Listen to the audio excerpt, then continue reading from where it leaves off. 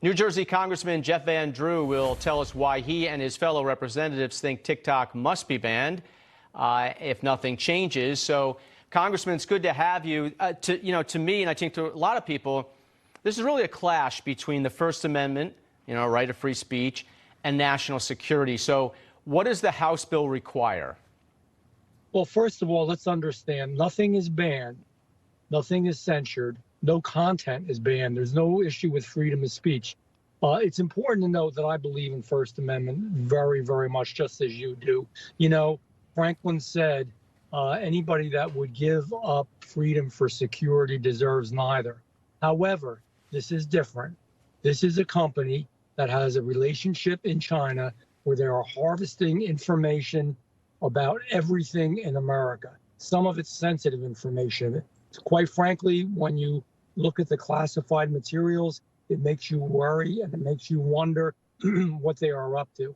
It is just as if they were buying, and they do, buy farmland next to very sensitive military installations or float a spy balloon. Nobody's saying that you can't have balloons in the United States of America. But if you have a spy balloon and you're getting information to be used against us, it's different. All this bill says is divest yourself of your Chinese interest, find an American interest, and move forward and say and do whatever you want to do.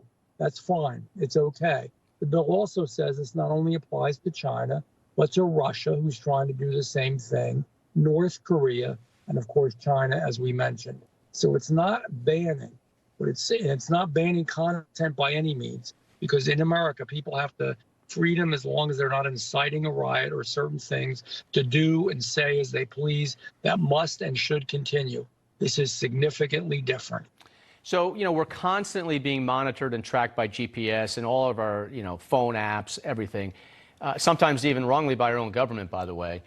Should Americans be able to make that choice for themselves if they want the Chinese government to know everything about them, stupidly, but if they want that?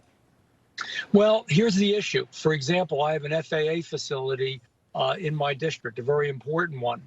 They have to have one room just dedicated to cyber warfare because the Chinese are attacking us, hacking us, not thousands of times, millions of times every day at our sensitive FAA installation.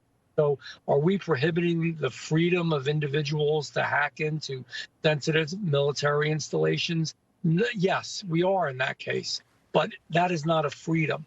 That's different. Just as if you wouldn't allow, Chinese troops to come into the United States of America, or we didn't allow, Cuba to have many, many years ago missiles right next to Florida. There are cases where you have to stop something that's nefarious and evil to America and to the freedom of our citizens. Nobody wants to stop the fun that people are having on TikTok.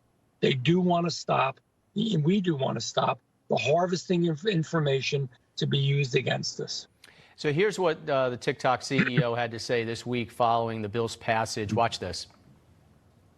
There has been a lot of misinformation, and I hope to clarify some things. Over the last few years, we have invested to keep your data safe and our platform free from outside manipulation. We have committed that we will continue to do so. This bill gives more power to a handful of other social media companies. It will also take billions of dollars out of the pockets of creators and small businesses. It will put more than 300,000 American jobs at risk, and it will take away your TikTok. So what do you have to say to him? And let's say ByteDance does not divest itself from TikTok, and it really would be a ban at that point, though, right? Will it survive the courts?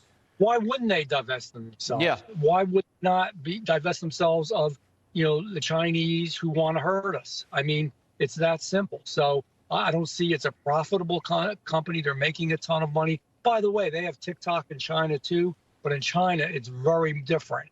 Their content is different in China. They speak about how great communist China is, how great their people are, how their nation is. It educates their people. It makes them stronger. It makes the nation stronger. What they're doing in the United States of America, in some cases, is not that. But that is not the issue. It isn't even the content.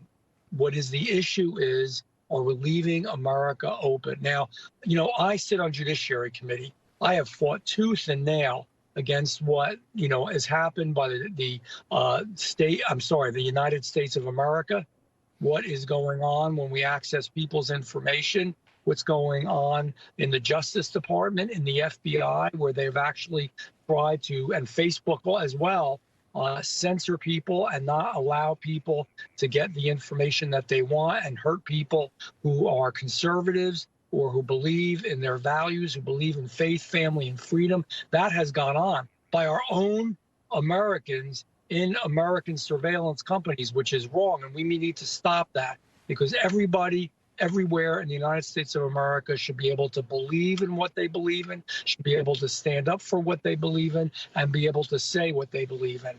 This is different. This is cyber warfare, and they're attempting to hurt our country, and that we can't let happen. So freedom, yes. Freedom of speech, yes. Defend that vigorously and make sure that nothing stops it. But we've got to be careful with China, North Korea, and Russia. They're playing for real. Well said by Congressman Jeff Van Drew.